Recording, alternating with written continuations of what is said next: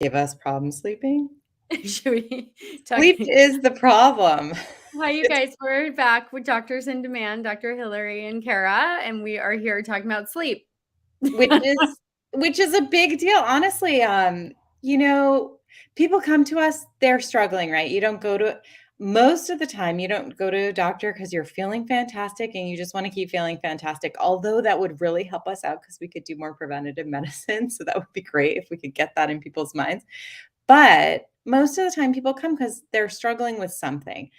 And no matter what that something is, if we dig deeper and go into what are the issues, one of the main issues is sleep that we find as a contributing factor or a result of the issue. So you're worried about something or emotional upheaval, whatever it is going to cause, even a health scare can cause sleep problems. So working on sleep is always worth it. We know it's a foundation of health. I'm a big believer in sleep. I did my college schedule around being able to take a nap in the afternoons. And it was really Wow. awesome. And I would love in my life, one of my life goals is to get back to a napping schedule like I had when I was Fabulous. 22. That's awesome. I'm a terrible sleeper. I'm a Mhm. long-standing insomniac. And insomniac is dramatic, but I've struggled with insomnia for periods of my life. And last night was one of them. So I'm a little out of it. But it's fascinating. Some of us I think human beings kind of need different amounts of sleep. And some you'll I meet patients that are like, if I don't get 9 hours, and I'm like, wow, 9 hours, like that's like me in 3 days. No, I'm kidding. But um Mhm. and some are like, I've been able to operate. I'm much older now, so I need to be much more conscientious, but I have in my past been able to operate on 5 hours is probably like a good, if I get five, I'm good to go. If I less than five, not as great. It's And so amazing. You function well. It's surprising. but is it good for me? No. So sometimes people who need less sleep use it as a superpower, but it takes from our overall health. So it's really important. So we're going to talk about in this segment of our sleep series, we're going to talk about tools to use to help you fall asleep. Mhm. And then we will do tools to use to help stay asleep, since that's a very common thing that happens, especially to women in perimenopause. So, when somebody comes to you, Kara, and they're having a hard time falling asleep, I find people having a hard time falling asleep is like teenagers, kids. I feel like right at the onset of puberty, a lot of teenagers can really struggle, or Mhm. starting like 13, 14, 15, that puberty onset, where and just when the social stuff is happening and they're ruminating a lot. I find treat teenage, obviously little babies is a thing, teenagers, and then I think a lot of people in college struggle sometimes with sleep, um, and then professionals. And most women, I find, once they start to have kids, they're so freaking exhausted that they crash pretty hard and sometimes have a hard time staying asleep. So if somebody comes to you, how do you work up this problem for somebody? Well, I think it's a really good distinction that you're making in that that's always the question, right? It's, oh, you have trouble sleeping, you don't sleep so well. Is it that you don't fall asleep easily, or is it that you wake up, or is sleep unrestful and you're kind of tossing and turning, or do you wake in the morning and you're just not feeling like you slept at all? So it's sort of figuring out where in the sleep cycle people are having problems. And usually the people who can't fall asleep easily, are the ones who are having that ruminating thing. It's sort of like they're going, going, going all day, and finally they get to hit pause and they put their head on the pillow and all of a sudden it's time to process everything and they're thinking about things and it's sort of like this stress response is coming up and they're kind of ramped and it's that. Honestly, it's not as many people I see, which is surprising because I do acupuncture. It's not like pain that is the problem for most people here, which you would think, I think probably in medical school, I was thinking, oh, people can't fall asleep because they have back pain or whatever it is. It's not really that, because people Mm. in pain are tired sometimes, so they'll take a sleep aid and fall asleep. So if it's that, okay, what happens when you get there? I just can't, I don't know. Then if you dig deeper, it's usually some emotional disturbance or something's going on in their day or their life. And sometimes it's that people just haven't set up their lives to optimally support their sleep. And so they're not exercising at the correct time for them, which some people need it in the morning, some people need it in the evening. But sometimes it's that you don't have time and then you exercise at night and you're kind of ramped up. Other things that can affect people falling asleep are they're timing their meals improperly for them. So maybe they've decided that they're going to do intermittent fasting and stop eating by 6 p.m., which is what the original research all said on intermittent fasting. And it probably is a good weight loss strategy, a weight control strategy for many people and for insulin resistance. But for other people, it just doesn't really work. And then their stress hormones are ramped at night. And when they hit, 10 p.m., their just mind is racing. And the other thing is that we don't take breaks during the day to actually process what's happened in our day. And we're like from one meeting to the next, or I'm picking up this kid and then I'm going to run to this doctor's appointment and then I'm going to make dinner, whatever it is, people are not pausing. And so we've talked about this before about, taking a walk during the day, doing a meditation for 10 minutes, even just something to allow your mind that processing time. And then when you go to sleep, you've done a bit of it. So it would be easier. And I should just caveat it. I can't even tell you, I can't remember any time not being able to fall asleep because I'm tired by the time I go to bed. So I don't know as much, but Hillary, I know you'll sometimes lay there. So maybe you should talk about your actual experience. That's what I see in people. But I like, feel what is it? my falling asleep problems were definitely when I was in 6th grade. I never fell asleep. It was horrible. It was like I could not fall asleep. And I tried everything and it was really kind of it just was really hard.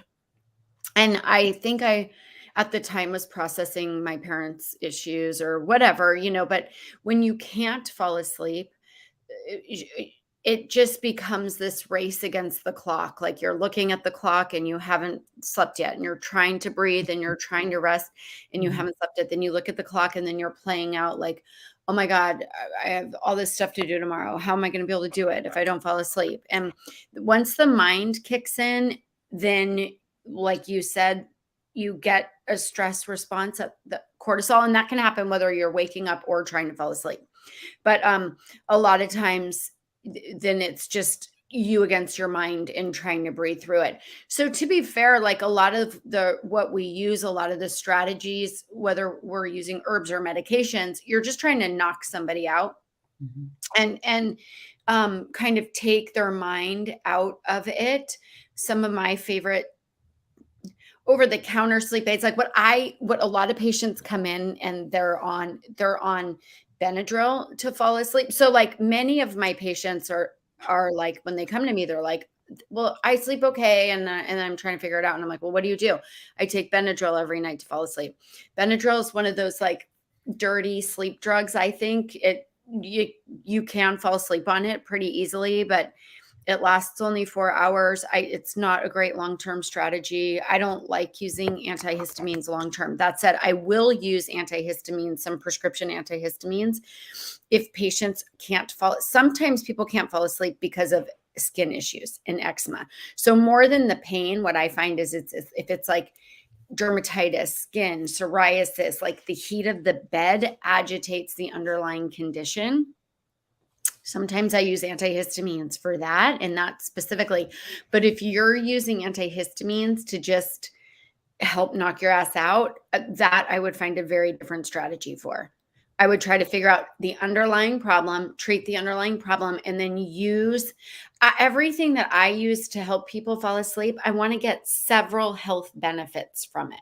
Not just that you're sleeping, but that what you're taking is benefiting other areas. So, like everything we put in our mouth, it should do multiple positive things for us, in my mind. So, like Lunesta doesn't do that, No, or Ambien. I'm dying to just jump in. I just want to say about the antihistamines that there actually is long-term scary potential consequences with dementia and actual cognitive issues with that, and I see it all the time, and it's totally true. A few nights on Benadryl, I think it's probably very safe for most people. It's a rare allergic reaction to Benadryl, right? Although I did have one. But I think that I catch a lot of people on the Benadryl because it's like, we all have it in our houses. We've given it to people because it's a good go-to and we think it's just safe, but long term for sleep, it's not a good strategy. And I think we just don't know that. It's sort of like these over-the-counter things. We think they're all totally safe, but long term, a lot of these things have problems. Though I do love a Benadryl for an overnight flight. That's my favorite sleep aid for an overnight flight. And I am the mom that my kids and I lived in different countries and we would travel abroad when they were little, and never, ever, ever give anybody Benadryl for the first time on any overnight flight. You never, ever, ever take a medicine for the first time, because you'll see kids, and I've doctored many parents who give their kid a Benadryl on the plane and they have a reverse reaction and they're nut jobs.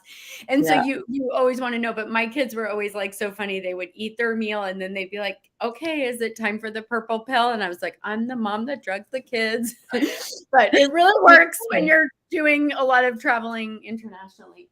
But That's yeah, funny. so if you're on antihistamines, I mean, it's one thing, again, if you're using them for a medical treatment. So if you've been exposed to mold, or you have mast cell issues, or you have long COVID, or, if you're using it for like a medical reason for short term, 3 months, something, fine. But if you're just like a Benadryller at night, it's a no for me.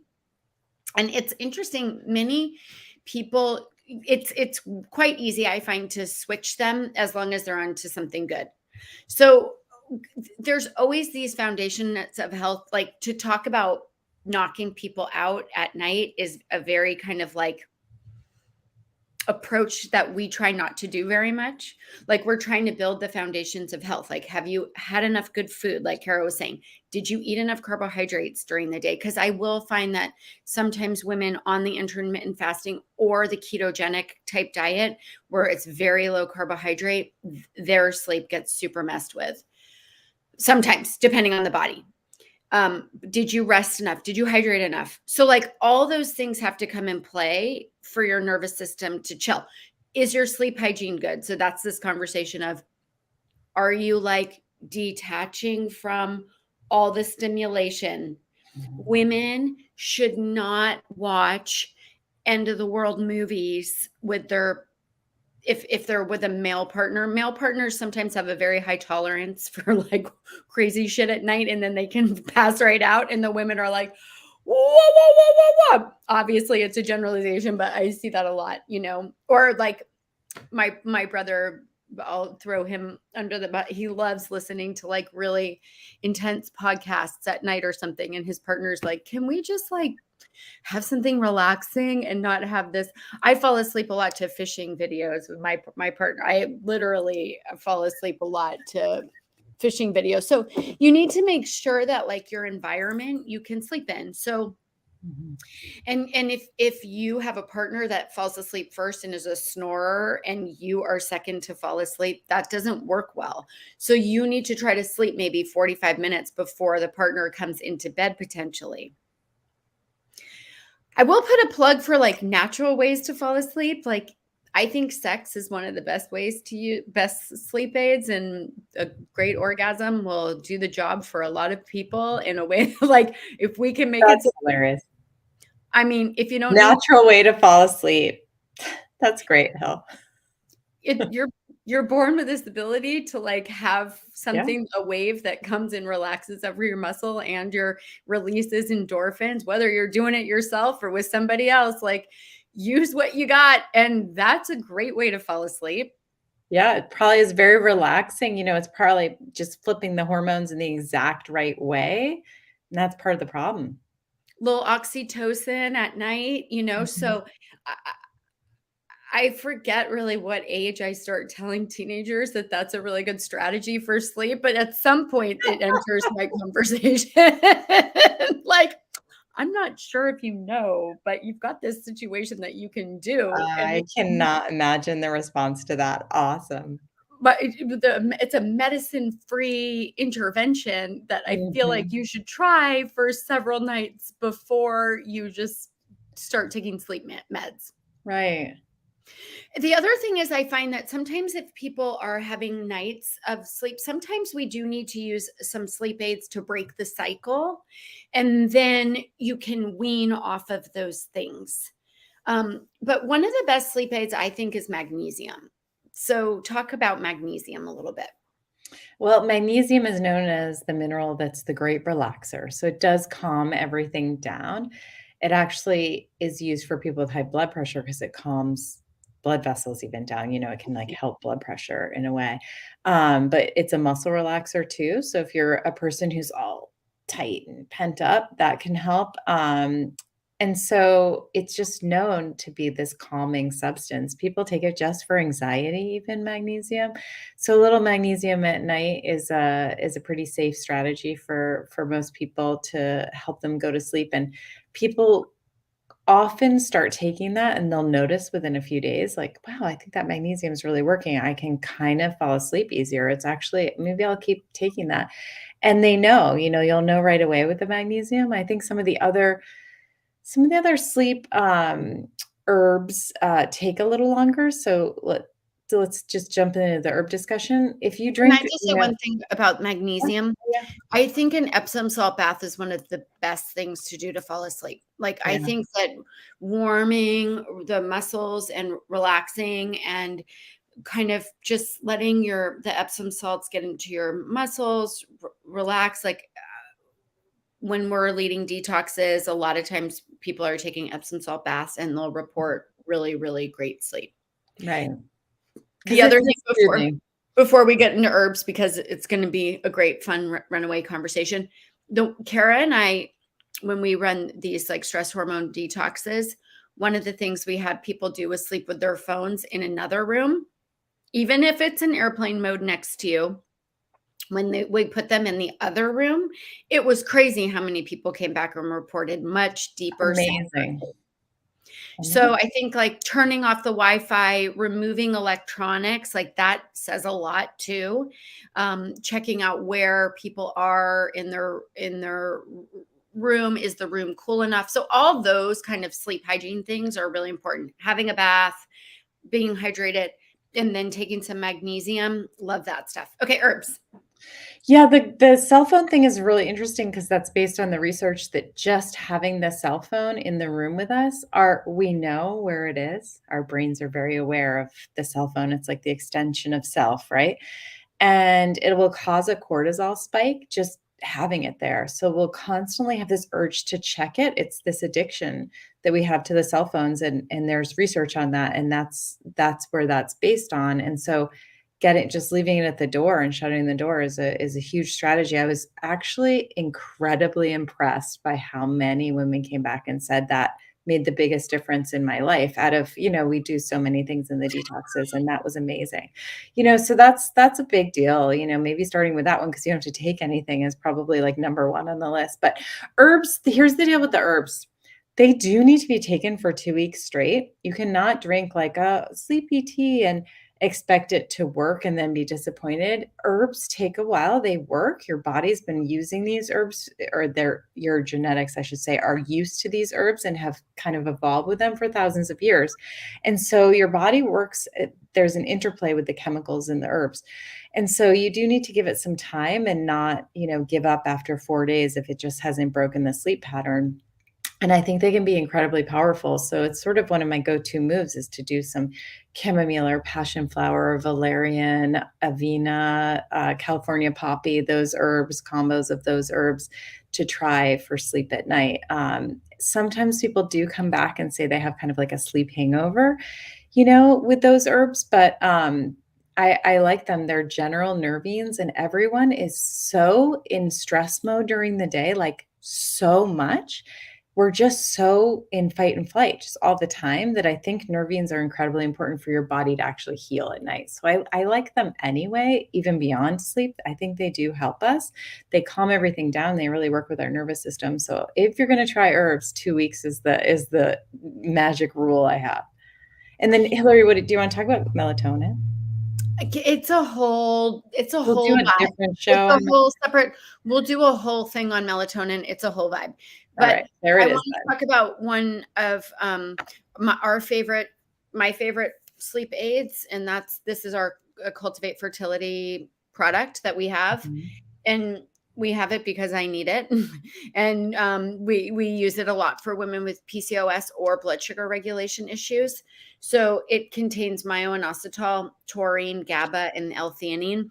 So that's a combination of nervous system relaxants, and it helps kind of stabilize the blood sugar. It helps just calm the nervous system. So this for me, like, you almost can't take this because it's too strong for you, right? Like, you wake up. No, I don't actually notice it. I just it doesn't do it for me, so I don't take Oh, I'm one of these rare people, like, I take it, I'm like, "Nothing happened." I don't that's so know, funny. but, so many people at my office are like, take that during the day, before presentations, when they are going into a stressful meeting even, those kind of things. I don't know, it just doesn't I'm not sure It's why. funny how we have just different things that work for our constitutions. So, Mhm. because this works really well for me, and so for women with PCOS, using some form of myo-inositol, GABA, theanine, these are things that I love really if I'm troubleshooting anxiety or anxious thoughts, or fears with people. Melatonin, we'll talk more about. The thing also that yeah, okay.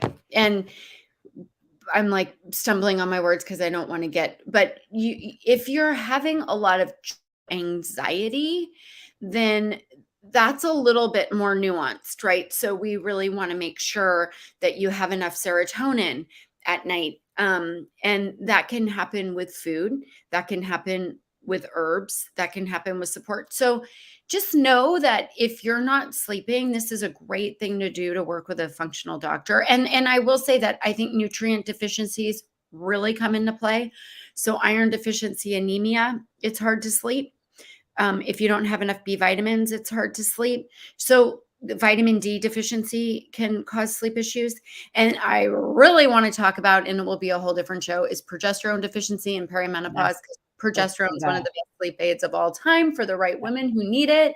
And so we'll talk more about those things later. Alright, happy sleep, everyone, we hope you get a good restful one because it's so Oh, important. bye, everybody. Thanks for being with us.